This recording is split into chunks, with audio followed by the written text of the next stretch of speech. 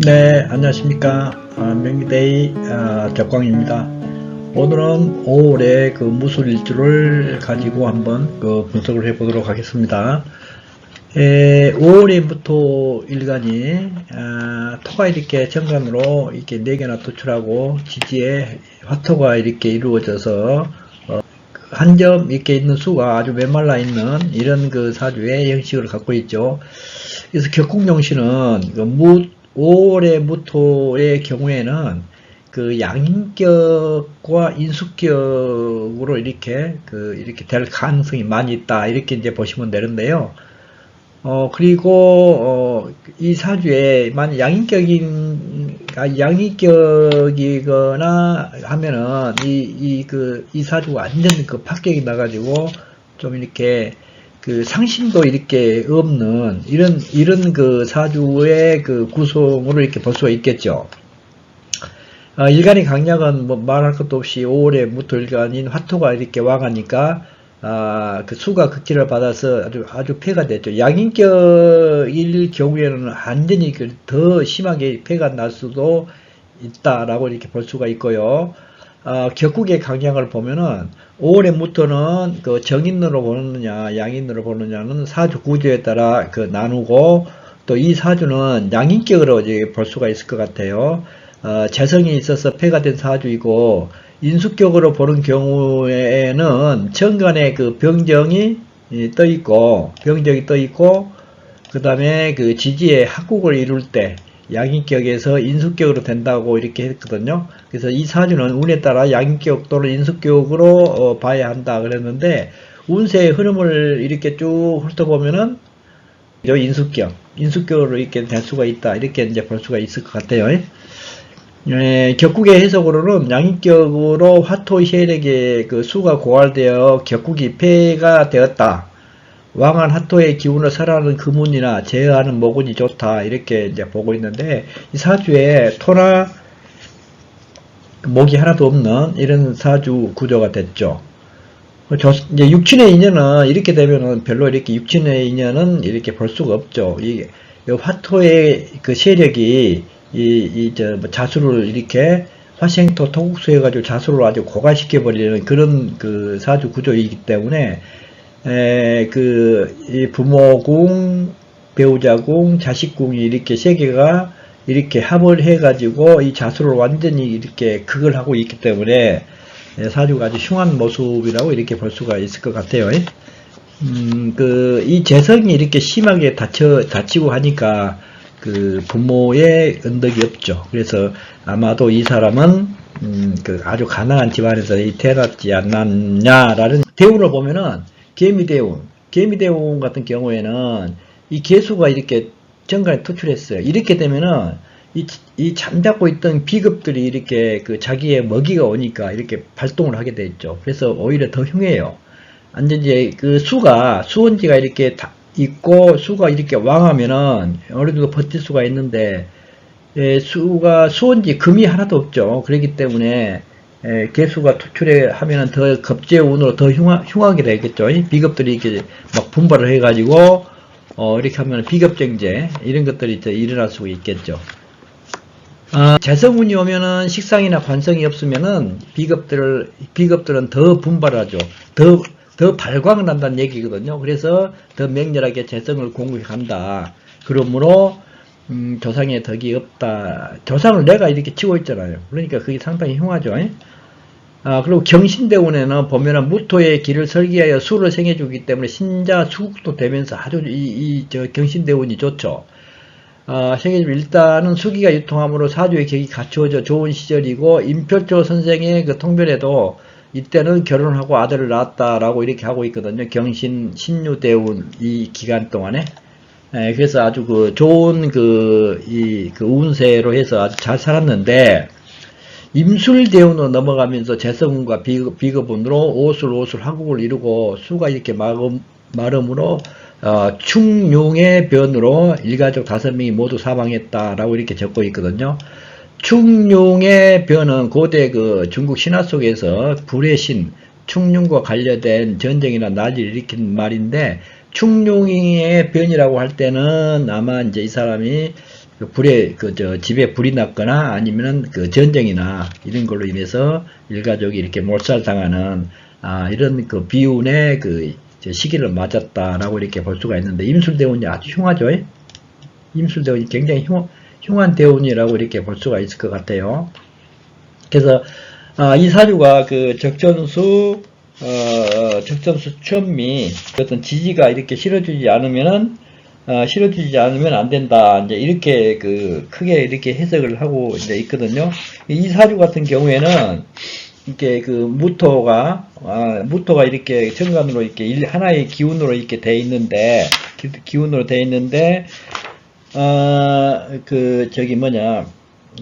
이렇게 만약 예를 들어서 이 신유가 이렇게 신금이 무신이랄지, 이런 신금이 하나라도 있으면은 이렇게까지는 되지 않았겠냐라고 그렇게 이제 얘기를 하고 있거든요. 그래서 정관이 지지를 이렇게 돌봐주지 않으면 안 된다. 당연히 돌봐주지 않으면 안 되겠죠. 그리고 이 경우 같은 경우에는 반드시 식상이 있으면 아주 좋은 이런 운세라고 이렇게 볼 수가 있거든요. 이제 이게 인수격으로 이렇게 보느냐, 아니면 양인격으로 보느냐에 따라서 상당히 차이가 있는데, 이렇게 되면은 양인격이나 인수격도 마찬가지. 인수격이 있으면 인수격이면은 필히 식상으로 가줘야 되거든요. 그런데 인수격의 자평진전에 한번 우리가 왕세 강약을 이렇게 요약을 한번 해봤는데요. 한번 왕세 강약의 자평진전에서 어떻게 얘기하고 있는지 한번 다시 한 복습을 한 측면에서 한번 봅시다. 팔자에서 원령을 중요하고 왕상유수는 연월일시에 모두 손익의 권능이 있다 그랬거든요. 이게 이 팔자에서는 원령을 굉장히 중요시하고, 왕상휴수는 연월일시, 이 간목이 해월에 간목이라 하더라도 이 해월이 연이나 일시에 있어도 모두 장생으로서의 손익의 권능이 있다라고 이렇게 이제 보시면 되고요. 그러므로 생월에 사령하지 못하더라도 연과 시의 노강을 만나면 어떻게 시행하다가 할 수 있는가? 한 가지만 고집해서는 안 된다. 이제 그랬거든요. 그 앞에서도 잠깐 말씀드렸는데, 이노래 병화일간이 장생지잖아요. 장생지인데 인월이 아니고 일지가 인이라고 했을 때도 마찬가지로 장생으로 이렇게 한다는 뜻이에요. 그래서 여러 일시에 모두 손익의 권익이 있다고 이렇게 이제 보고 있거든요. 이 말이 굉장히 중요한 얘기라고 이렇게 볼 수가 있을 것 같아요. 연월 일시에 모두 손익의 권익이 있다. 그래서 생월에 사령하지 못했다 하더라도 연과 시에 이렇게 노강을 만든다면은 어떻게 시행하다고 할 수 있겠는가? 그래서 한 가지만 고집해서는 안 된다. 이제 이랬거든요.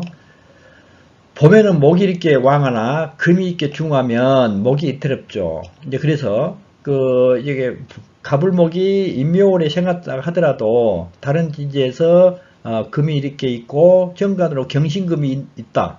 이런 경우에는 굉장히 목이 이제 이태롭죠. 더구나 거기다가 토생금 해가지고 토의 생존을 얻으면은 요절한다라고 이렇게까지 적고 있거든요. 그리고 또 가을목이 이제 신령했겠죠. 신령했지만은 다른 지지에서 목을 놓고 수의 생존을 얻으면 태과해진다 그랬거든요. 그러므로 신령에서도 약하지 않는 것이다. 그러니까 왕세 강약에 이제 왕상휴 수사를 이렇게 참고적으로 해라. 그렇다 그걸 무시하지 말라는 그런 뜻은 아니거든요, 이게. 그래서 12운성으로 왕세 강약을 이렇게 가늠을 하고, 그 다음에 왕상휴 수사도 이렇게 참조해서 봐라. 이런 측면이 있어요. 그리고 식간은 이제 이 식간이라고 하는 것은 원령의 유수만을 이렇게 논하지 않고 오직 사주의 뿌리가 있어야만 재관식신을 받아들이고 상관치사를 감당할 수가 있다 그랬거든요. 식간은 원령의 휴수를 논하지 않고 오직 사주의 뿌리가 있어야만 재관식신을 받아들이고 상관치사를 감당할 수가 있다. 그리고 이제 특히 중요한 것은 식간은 신령을 했으나 신령을 하고 등령을 그를 보지 않고 연월 일시에 이렇게 일간의 근이 그 장생이나 그 노광이 있을 시에는 그 왕하다라고 이렇게 이제 그 해석한다는 뜻이거든요. 그래서 크게 두 개로 이렇게 우선 나눠봤어요. 장생과 노광은 뿌리 중에 중하다 그랬거든요. 그리고 묘고와 여기는 뿌리 중에 가벼운 것이다 이제 그랬거든요. 그리고 이제 하나의 비급을 만나는 것이 지지 중에 묘고를 만나는 것만 못하다 이제 그랬거든요. 그러니까 어찌됐든 간에 그 식가는 뿌리가 있어야 된다. 이런 논리죠. 그래서 식가 하나의 비견이 지지 중에 묘고를 만난 것만 못하다. 이것은 양간인 경우에 이제 간목이 미를 만나고 병이 이렇게 수를 만나고 묘지 속에서 묘지를 만날 경우거든요. 양간이 묘지를 만날 경우에를 보면은 하나의 비견 간목이 정갈이 있는데 간목 하나가 얻은 것보다 미를 만나고 이렇게 하는 것이 더 강하다.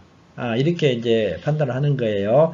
두 개의 비결을 만나는 것이 하나의 여기를 만나는 것만 못하다 그랬거든요. 이거는 양간이 말고 은간이 관대지에 있을 때를 이렇게 얘기를 한 거예요. 이제 두 개의 비견하고 하나의 여기를 만나는 것만 못하다 있는데 이제 그 은간이 관대지를 만날 때 이때 이제 그런 경우로 얘기를 하고 있는 거거든요. 세 개의 비견을 만나는 것이 하나의 장생이나 노광을 만나는 것만 못하다. 그 세 개의 비견 같은 경우에는 굉장히 강하다는 얘기거든요. 예를 들어 간목이 해, 인, 묘를 만나는 것과 같은 것이다. 이제 그랬거든요.